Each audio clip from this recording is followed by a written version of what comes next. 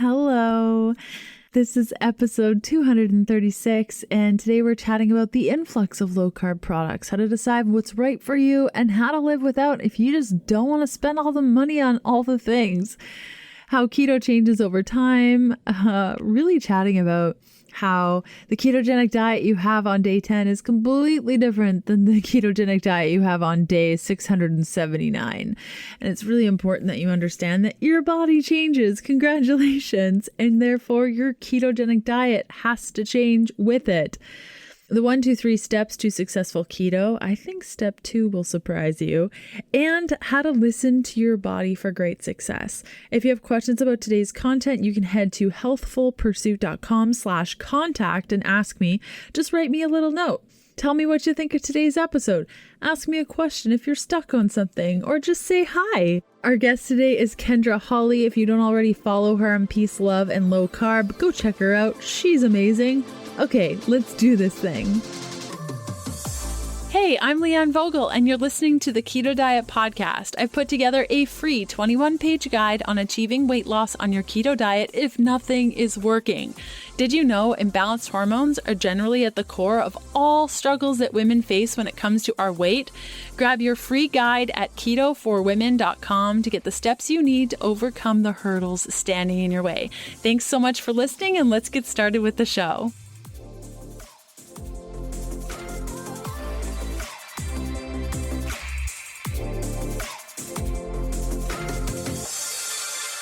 Hey Kyndra, how's it going? Good. Thank you for having me on today. Yeah, it's chat with you. It's so crazy. We've actually never had a call. No. What the heck?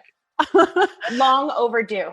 It's so overdue. And we met at KetoCon the first year, and it was so crazy. We had like 10 seconds to talk, and then that was it. I know it was such a whirlwind. Hi, bye. Good job. Nice to see you. I love your book. So this is awesome. And for our Keto Unlimited members, they get to watch the video, which is super fun. I think the Hi, video. everyone. Hello. Okay, so I like to start off every interview by asking our guests what keto means to you. So I feel like I kind of have an approach that not everybody is going to agree with, because I feel like it's gotten kind of way out of control. So I don't think it's a one-size-fits-all approach. So when people ask me, a lot of times I don't even say I eat keto. They ask me, how do you eat? And I say, I eat low-carb, high-fat, because it instantly tells them what I'm after. So if they've never heard of keto, or they don't know, I mean, you'd have to be under a rock to not know Atkins at this point. But like, if you don't know that, then that exactly says how I eat low-carb, high-fat, because we just get like really locked into these macros, or like all this new terminology comes out like lazy keto, or, you know, carnivore, and just all of these things. So for me, it's just, I keep it super simple, low carb, high fat. And when you say out of control, because you've been eating this way for a while, and we've definitely seen keto and the community evolve over the last couple of years as it gains popularity. What are you seeing that's like totally out of control? Well, the biggest thing I think for me is that when anything gains in popularity or notoriety, there's this just influx of products that come to market. And so I think the biggest annoyance is like, there's all of these products and people start to think that they have to have them, which makes the lifestyle not look sustainable. It kind of turns it more into like a diet mentality. And so I just think it's like, if I open my email, I have like 15 different people pitching me exogenous ketones or collagen on any given day. And like, they might be products that I use, but the sales pitch leads people to believe that they can't do this lifestyle without anything but just real food, which is all you need. And so then I get all of these questions that weren't there before there was this huge uptick, when it's like, how did we get so disconnected that we don't know, just eat to nourish, eat till you're sated, you know, like just these, I feel like these basic fundamentals of food and nutrition go out the window, because it's just gets so confusing for everyone. Yeah. And the concept, when people ask me, so like, how do you do the keto thing? I'm like, well, I wake up, maybe I'll have some bone broth or some coffee with some fat in it. And then for lunch and dinner, I just eat vegetables, fat, and meat. And they're like, yeah, but what do you use? I'm like, food, broccoli. Like, I don't know. But yeah. It's also hard, you know, as a blogger or, you know, health and wellness advocate. We were chatting before we started recording, that responsible marketing being so important, because there are certain products, like I love Perfect Keto MCT oil powder. I don't use it every day, but I use it enough that it's like, yeah, if you have it in the budget and you're having a hard time meeting your fat intake requirements, do it. Or like my mushroom coffee, I really like it. How do you balance the responsible marketing aspect? Because there are a lot of people that don't take it very seriously.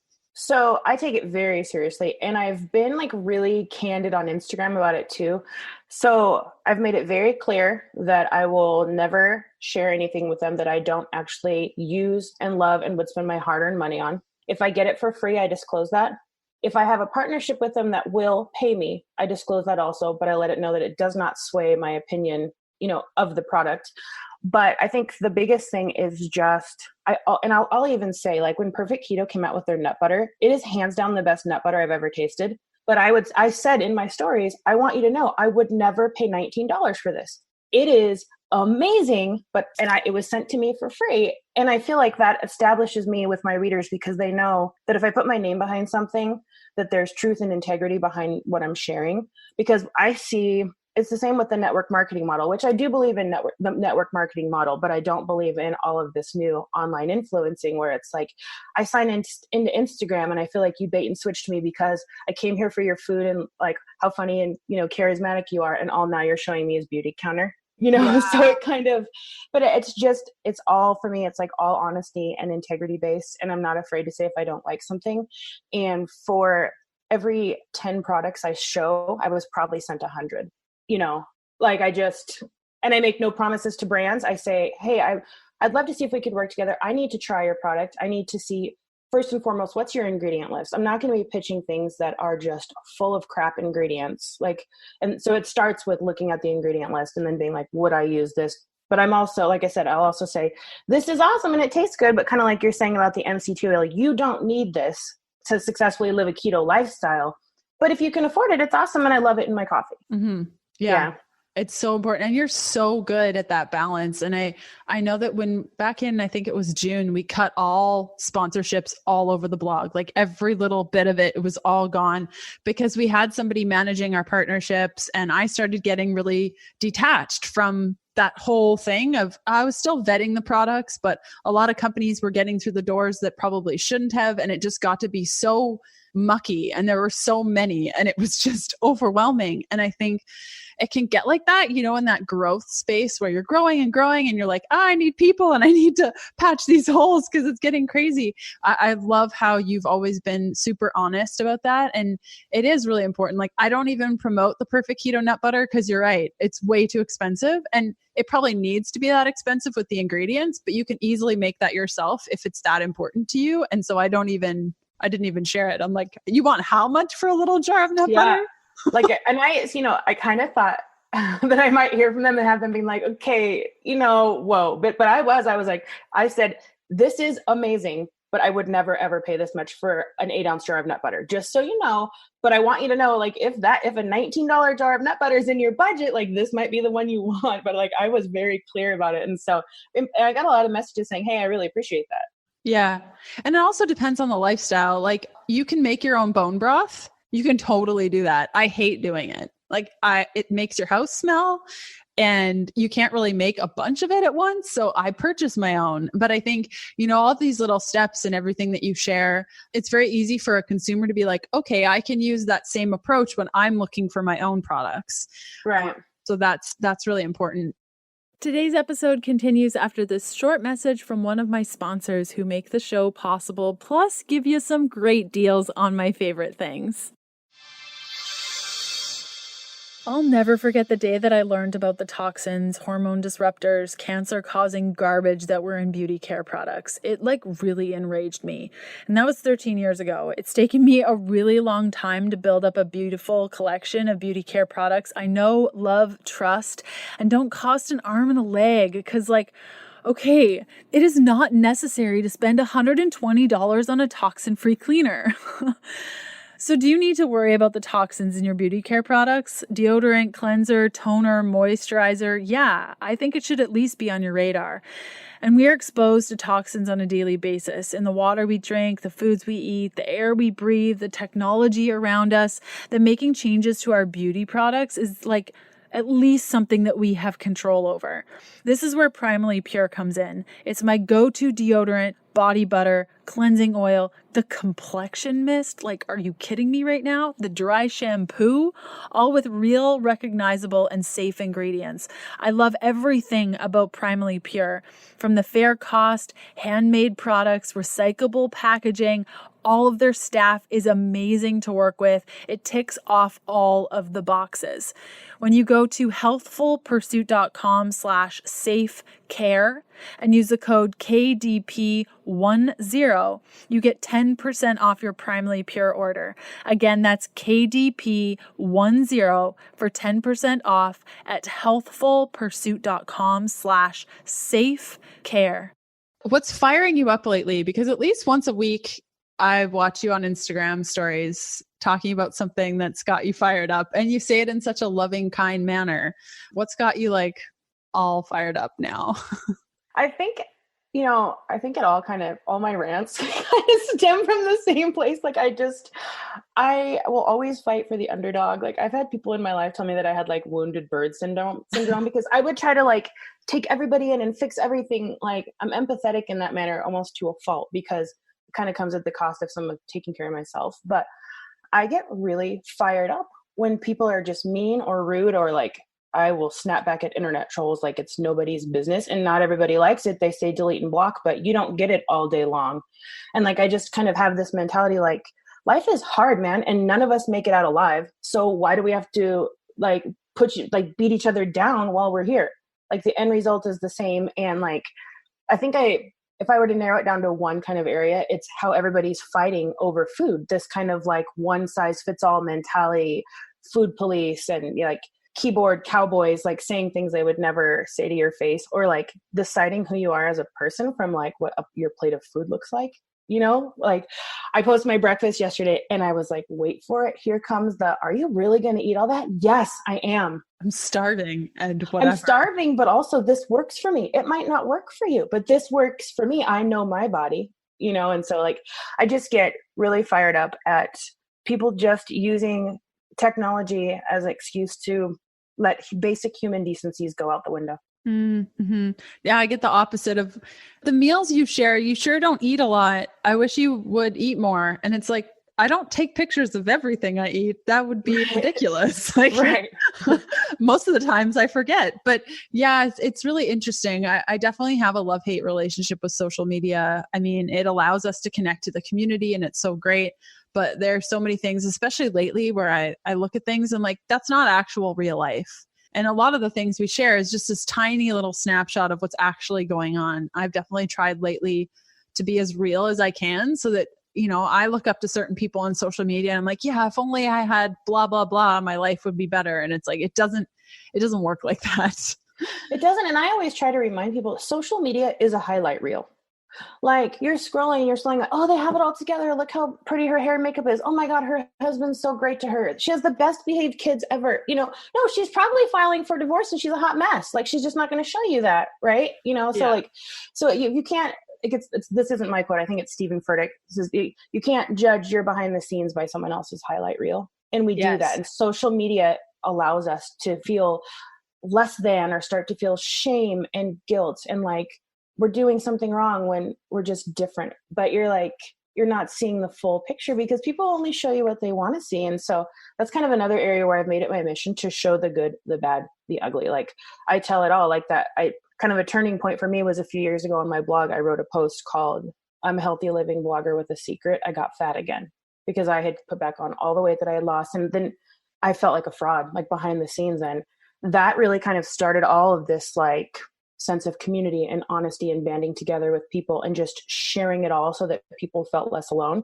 And it all kind of started from that place of just coming clean and deciding to never be a highlight reel person. Yeah. Yeah. It's such a liberating, but also terrifying feeling. I remember when I was a vegan blogger and I had been keto for a couple of months and I was like, I just got to bite the bullet and tell my vegan followers that I'm no longer vegan. It's scary.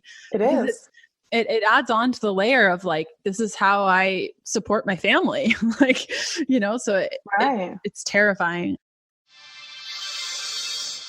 I hope you're really enjoying today's episode. I'd love to see where you're listening from. Snap a pic and tag me at Healthful Pursuit or leave a review for the show on your favorite podcast player. It helps me out tremendously. Okay, back to the good stuff.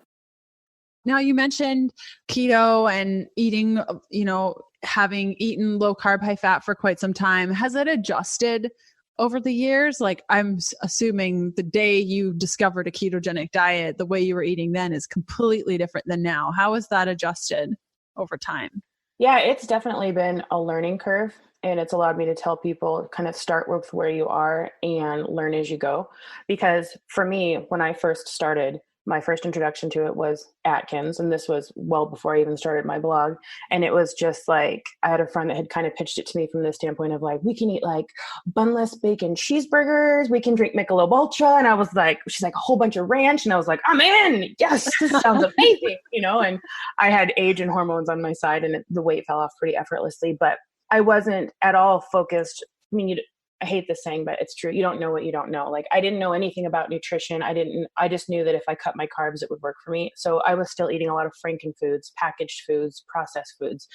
And then as low carb kind of started to have that big surge again, even before keto, then the products come out where everything is starting to say low carb, but they're still like just these horrible process, like, for lack of getting graphic, they'll just pass right through you. And so like, I didn't know about nutrition or the quality of my food. And so I'd say the biggest change has been just getting back to a place of real food, learning about nutrition, having as many foods that don't have ingredient labels because they're just whole nutrient dense foods, instead of just picking up any package and being like, yep, 2 net carbs, I'm in, which is how I started. And so the shift has been like always learning and growing in the direction of nutrition and real food and healing through food. And now you're studying nutrition, right? I am. It is intense, to say the very least. I went back to school to become a nutritional therapy practitioner. And my whole goal was just to use my platform responsibly, because I feel like we live in a world of like Instagram evangelists where you have like, somebody say like, I could say like, oh my God, I have this rash all over my whole body and I'm having migraines. And then someone's like, oh, it's keto flu, drink pickled juice. Like, no, go to the doctor. You know what I mean? Just drink pickled juice. And so like, I don't know that I'll actually take on clients, but I wanted to be able to responsibly share information that is accurate and safe, instead of like, I just see so much scary information out there, and everybody's an expert now. Everybody with an iPhone is an expert, or Google, Dr. Google. Oh, it's terrifying. I studied nutrition over 10 years ago now, and you're constantly learning. Like, everything you learned 10 years ago is completely adjusted, but having that basis, there's a bug in here. Oh. I'll just wave to you so we look at you saying hi. Hi. Hey. There's like this little animal lizard that lives in this house that I'm renting, and he keeps eating all the bugs for me, but I called him Harry, and I haven't seen Harry since yesterday, so I'm worried. Harry is not doing his job right now. Yeah, like, what the heck? Seriously. But, having that basis of nutrition, and just, I call it my BS meter. Like, I don't know everything when it comes to nutrition, but you have that like solid base that you can work off of. And it's like, wait a minute, that's not how the body works. Like, right. No, right. That's not right. And I think that's how, the carb up, when back in 2015, not a lot of people were talking about cyclical ketosis. And I remember going out to my community and saying, hey, if you eat carbs every once in a while on keto, it's actually good for you. They were all like, you crazy. But fast forward now, and a lot of people are talking about this. And this was based on the fact that I went to school for this, and I understood, okay, this does this and this. And yeah, that makes logical sense. So I think I'm really excited for you to see, this time next year, having that solid base from what you already have. That's really great. And, piggybacking off something you just said, it all boils down to bio-individuality as well. Like, carb ups will work for me, but it's because I took the time to learn my body and learn to know, like, do I need more carbs to function optimally? Or am I craving sugar and carbs because I ate sugar and carbs? Like, there's a difference between, like I always say, there's a difference between saying, I can feel that I need some extra carbs to fuel me through this workout versus my body says it needs a cookie, And then like for me, like a higher carb day would break stalls and weight loss plateaus. And it would help like if I was getting like fatigued or energy crashes, but then I could immediately go back in. Whereas for some people, it's a slippery slope because that one day, and now they're like, I fell off the wagon for a month. What do I do? So I think that follows into like learning your body. And again, there not being a one size fits all approach, and like what your neighbor's doing might not work for you. But I just think that there's like a time and a place for all of these things. And people just don't realize, that it doesn't have to be black and white. Yeah. I think the problem is like, and I was definitely this person, especially before I took my health in my own hands, of like, step 1, do this, step 2, do this, step 3, do this. And if I just do these steps, I'll have success because they told me I will. Right. And I think that's where we get into a lot of issues as an individual. Today's episode continues after this short message from one of my sponsors who make the show possible, plus give you some great deals on my favorite things. ButcherBox features 100% grass-fed and finished heritage-bred pork and organic free-range chicken. ButcherBox sends you high-quality, health-promoting meats directly to your door on dry ice and free shipping anywhere in the lower 48. ButcherBox makes committing to quality protein sources less expensive and more available to everyone. Their prices are hard to beat, and it's challenging to find a higher quality product anywhere in the USA. I've been using ButcherBox for years and love the convenience of a package showing up just when I need it, and their ground sausage is an absolute dream. ButcherBox has put together a super special deal for all listeners of the show. Order your first box and get a special gift plus an additional $20 off. Now, this special gift is so epic that I can't even mention it on the episode today. So you'll have to go to butcherbox.com/keto diet to check out the deal plus get your $20 off your very first order. Again, that's butcherbox.com/keto diet to check out the deal plus get $20 off your first order. If you're unsure of the link, simply check out today's show notes for all the details. And you mentioned something previously about, it sounds like there's a lot of kindness in your keto approach or your low carb, high fat approach than there was before. Can we chat a little bit about how you treat body kindness and just overall kindness to your eating style?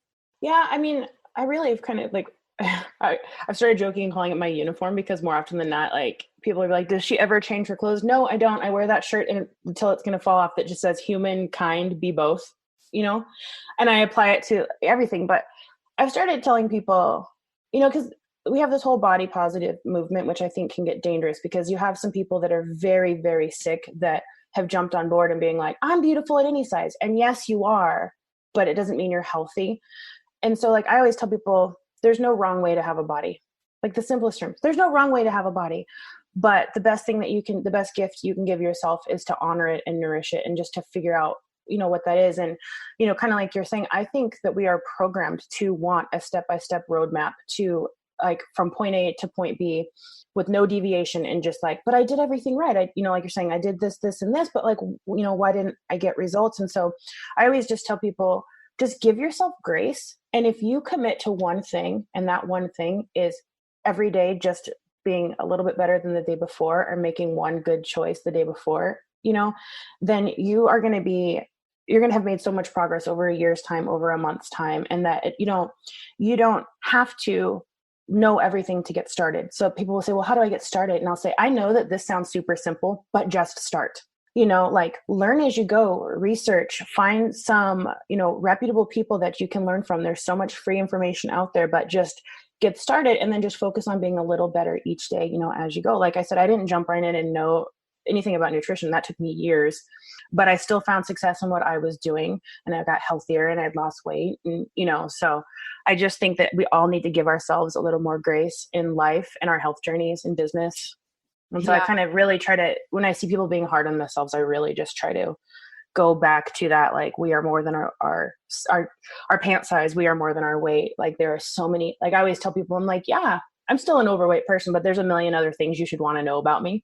And if you get the chance, I'll tell you because I like to talk, so I think everybody could give themselves more grace with their food, with their health, and with just overall.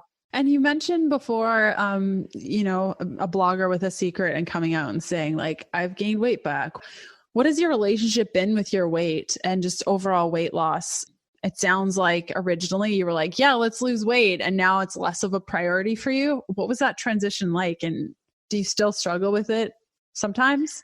I think it took me I'm obviously still not where I want to be, but I'm solid in the fact that I'm making the right decisions and that I'm an imperfect person, but that 9 times out of 10, I make decisions that are good for myself and for my body. But along with this kind of giving myself, telling other people to give themselves more grace, doing it for myself, because for me, it stopped being about a scale or a weight or a look or a feel. Like I used to have a number, like I had a destination in mind, but now it's overall health and wellness. It's like, how can I use food to heal the issues that I have? How can I, and if I went to the doctor and all my labs are in good ranges, like there's just so much more to the picture of health than size. Like I always tell people that you can be overweight and still be fit, like from a cardiovascular standpoint, like, I go, but you can also be what is kind of called skinny fat. Like I know that some of like the thinnest people I know are the most unhealthy, sickest people I know. So it's just a piece of the puzzle. So for me, while I still have aesthetic goals, we'll call them, weight surrounded my weight, but more, it's just about happiness and health and wellness, but just being really honest with myself and not being like, I could be this size forever and be happy, or, or being like I said, like body positivity, like you don't have to hate your body to make change. You can love your body at every size and still make the changes you need. And that's kind of where I was. I used to do everything that I did because I hated my body. Now I do everything that I do because I love my body. And it's such a more peaceful place to be. And like, I used to be chained to the scale. So as you know, we've been kind of like in a massive upheaval since August. And, like we're in a rental, but we were also, we had 2 big trips. We were traveling and we stayed at my sister's for a while. And I didn't like when I'm listing the things that I'm going to pack for being displaced for 3 months from my home, I can tell you that in the top 100 was not a scale. So if someone said, how much do you weigh right now? And I'm like, I have no idea. I can tell you how my pants fit versus how they fit last month, but I have no idea what I weigh. And I honestly don't care. Oh, and you can just get leggings. So your pants just go with you. Yes. But I will say, like, I think I actually wrote this in like the front matter of my book. And I was like, if you work from home, probably a good thing to do is occasionally try on jeans. Because anyone listening, because I just don't own jeans. They make, yeah. But I was like, like you said, your pants will grow with you, and you wake up one day and you're like, I'm still the same size, and you're like, oh, I got to go out tonight. And like, no, I'm not the same size. But so I know that I'm trending downward, but I couldn't tell you what I weighed, and I'm completely happy with that. It's very peaceful. Yeah, it is. You're totally right. And if somebody would have told me 5 years ago that I legit would not even care, like I don't care at all. Even if I put on jeans and they don't fit anymore, I'm like, cool, I'm going shopping for bigger jeans. Like it really doesn't matter because, in the last year of setting the intention of eating low carb, high fat. And yeah, when I test my ketones, generally I'm high-ish. And sometimes I'm not because I just ate a whole gluten-free pizza. And so it takes me a couple days to get back into it. But overall, I mean, I went to this muscle testing doctor, and I've done muscle testing forever. It's always responded really well for me. And it was the first time I had met with this doctor in Tampa, and he put all the magnets on me and he's going through my body. And he's like, he looked up at me after about 5 minutes. He's like, there's nothing wrong with you. Like you look a little tired, but other than that, you're great. And I've never, ever had a doctor. Like I was always that problem child of like, this is wrong with you and this is wrong and this is wrong and take this medication because this is happening. And now this medication is making this happen. Like it was such a mess. So yeah, I think there's so much more to it than weight. And it usually takes that moment of, I'm just so sick of this. I can't keep living this life. It's not working. And I've had people say, how do you get to that place? And I don't have a step-by-step answer for you. It took a lot of time, but like I quickly learned, I guess I could say not so quickly, but I evolved to learn that the biggest, I think, piece of transformation of any kind, weight loss or just any kind of health healing journey is the mental aspect and dealing with, like, I started saying that all the times, like as my weight went up and down, I wasn't fixing what was truly broken. And I wasn't fixing the mental baggage that I was carrying around that led to quite literally physical baggage on my body.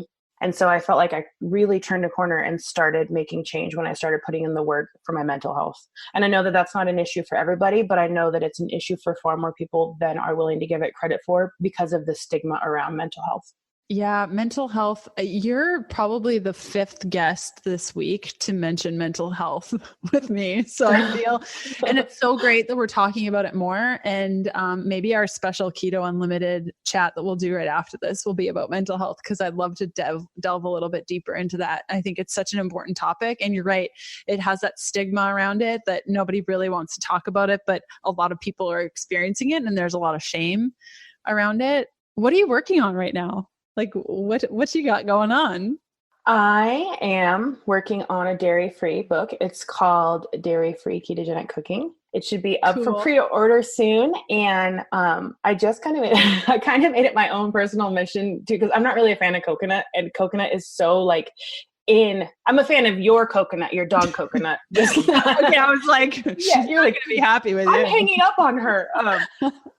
But like, like coconut more like in sweet things. And I'm like, I always say to John, I'm like, unless you're having like Thai food, coconut does not have a place in savory foods. Like I say it all the time. And so like, I feel like 90% of the time, any of like the people who are writing dairy-free recipes, they're just super coconut heavy. And so like, but I'm not really a fan of coconut. And so like, I just made this like weird personal mission to just be like, I'm going to show people that dairy-free keto is sustainable, easy, delicious, doesn't require a bunch of specialty ingredients, and doesn't have to be loaded with coconut, like just, so that's kind of where I'm at. And I'm really excited about it. And it just kind of, through going through some like gut health issues with myself and some healing and some food insensitivities, it was kind of where my own personal diet went. And I was actually contracted to write a different book. And I reached out to our publisher and I just said, hey, this is what I've got going on. This is the book I want to write. Can I write this book instead? And they said yes. And so I'm really excited for it. It'll be out May-ish. I don't have the exact date yet. My next one comes out May, and then the following in June. So, okay, great. I can't wait. That's awesome. Well, maybe we could do a stop together. That would be really fun. Oh, book tours. It's like love-hate relationship. I'm so tired after them, but I love meeting people. Yeah. Which of your books is your ultimate favorite so far? Because you have a couple. Yeah, that's hard. Actually, that's not so hard, but I lied. Craveable Keto. It's my favorite. Yeah, it's really good. That's my favorite of yours. Sorry. Oh, that's okay. I poured a lot of myself into there, like actual literal blood, sweat, and tears went into that book. And the front of it's not like your typical cookbook where it says like, what is keto? How do you live a keto lifestyle? What are macros? Things like that, which a lot of that stuff is going into the book I'm working on now. But it was really just my personal story. And I wanted to help people feel less alone. Like I felt like kind of my target audience, and that was people who have struggled with their weight, in their adult life or perhaps their whole life, like I have. And I wanted to reach those people that felt so isolated and alone. And I wanted to reach them through food, but also through sharing my story. So I really got like down to the nitty gritty personal stuff, like even talking about some stories from when I was like 5 years old. And the response was profound. Like people reached out to me, and I just felt so connected with all of these strangers all over the world by sharing my story. Then there were some people who were like, I don't want your journal. Just give me the food, lady. And I was like, oh, gosh, yeah, okay. Some people You can't please everyone. But no. I feel like a lot of my heart is in that book. Like the first 100 pages of that book, I feel like you'll get a good feel for my sarcasm, my humor. I'm not the most polished person, whatever. Yeah, I think I put New Kids on the Block a couple times into the front matter of my book. I think it's so fun to be part of a, like a publishing family where I get to chat with so many authors that publish with Victory Belt, and all of our missions and our stories, and they're all so different, but it provides such a beautiful landscape for people to get support. And I always love asking authors like, what's your favorite book? What was the process like? Because it's always different, but somehow similar, and that we all just want to help people and connect those people and say like, hey, you're not alone. I feel this too. And I really like it. So thanks for putting it out there. I will say book writing, as you already know, is like a complete roller coaster of high and low emotions ever. Like I had a couple like toddler style tantrums. Like there's times when I cried and I'm like, I can't finish it, or, just, it's hard. I hope that everybody knows like how much love and dedication is poured into all 500 pages of a cookbook, like a Victory Belt size cookbook. And that we really give of like every ounce of our being to write these books, and that it's a true passion project. It's not easy. It's not. I'm in it right now, and it's like you doubt yourself, and then it's like, do I really need to write this book? I could just turn it into an ebook. I don't want to do this anymore. Like, oh, and I do have temper tantrums too, where I just start shaking and crying and like fall over on the floor and just cry and shake for minutes at least. It's really hard. But then you see it, and then you meet people and you're on tour, and then, you know, people are crying and hugging you, and you're like, okay, that wasn't so bad. And then you sign another contract. Yeah. It's just this vicious cycle. Yes, it is. It is. Well, thank you so much for coming on the show today. Where can people find you? So just straight across the board, peace, love, and low carb. Pretty much anywhere you type that in, all roads are going to lead to me. But peaceloveandlowcarb.com is my blog, and I'm peace, love, and low carb across all social media. So great, right? Okay, next up on the show, Wednesday, March 4th, we have episode 237, where my friend Paul Salandino, he just came out with a new book. It's awesome. It's chatting with us about rethinking our plant intake. If you've been looking at the whole carnivore thing and you're like, I don't know about this, Paul raises some really, really good points. So definitely watch for that. And sadly, maybe not sadly, I'm not sure how I feel about it. I'm opening up to this and just allowing myself to surrender into this space. Episode 237 will be our last Wednesday podcast episode. Now, I'm still going to be doing Sundays, and we're going to be kicking it on Sunday, March 8th, where I'm chatting about how I stopped eating so many carbs, and that'll be episode 237. So the podcast is still going to be running on a weekly basis. I just won't have Wednesday episodes. Now, before you get really upset with me, I promise there's a reason for this. I really didn't want to make this change. In fact, I was not planning for this change. Since about October of last year, 2019, if you're confused about what year it is like I am all the time, in 2019, I started reaching out to partners and started coordinating ads for the podcast, and I just have not been able to fill the calendar with sponsors. Now, there have been a lot of opportunity for sponsors, but sadly, the ketogenic diet, and we chatted about this in today's episode, the ketogenic diet is gaining popularity. Therefore, a lot of the ingredients in products and just a lot of the brands are like taking an approach that I just can't stand behind. Now, yes, I could tell these brands for sure, come on the podcast, let's do an ad and I'll promote something that I would never eat, that I would never feed my family, and that I hope to God nobody buys.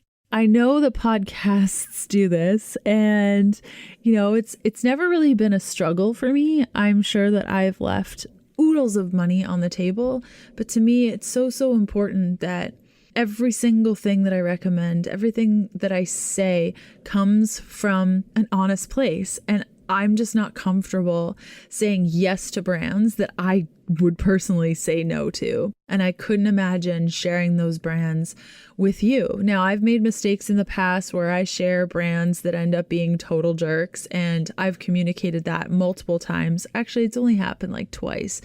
Or I'm like, whoa, wait, back up the bus. I don't support this brand anymore. And those things happen, but I'm not going to willingly go into a partnership with a cereal company that swears that pea meal is good for the body. That's just not going to happen, low carb or not. And that's just one example, like from pea meal cereal to appetite suppressant lollipops. Oh my gosh, to lip balm that you wear that stops you from being hungry. All keto, all amazing. No. So for now, Wednesday episodes are going to go away, but my hope is, and you can definitely contribute to this too, if you know of brands that are open to working on podcasts and that have a really good product, you can head to healthfulpursuit.com/contact and let me know. I'd love to know. Get those Wednesday episodes going. And unfortunately, the podcasts are just so expensive to edit and host and create images for them that I can't run the show without the ad. So that's why Wednesday episodes are going away. I'll explain this again in episode 237, but I thought I would just let you know if you're looking for Wednesday episodes, they're not here for now. But don't worry, we are fully booked for Sunday ads through to the end of the year. So no worries on that. I have a bunch of really cool things planned. I've recorded a bunch of episodes already. Really good stuff. Can't wait to share it with you. So I will see you on Wednesday, March 4th for our last Wednesday episode. And then again, Sunday, March 8th with episode 238. Have a good one. Bye.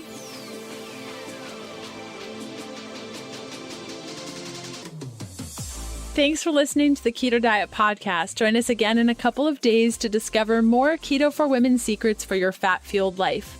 The Keto Diet Podcast, including show notes and links, provides information in respect to healthy living, nutrition, and diet, and is intended for informational purposes only. The information provided is not a substitute for medical advice, diagnosis, or treatment, nor should it be construed as such. We cannot guarantee that the information provided on the Keto Diet Podcast reflects the most up-to-date medical research. Information is provided without any representations or warranties of any kind.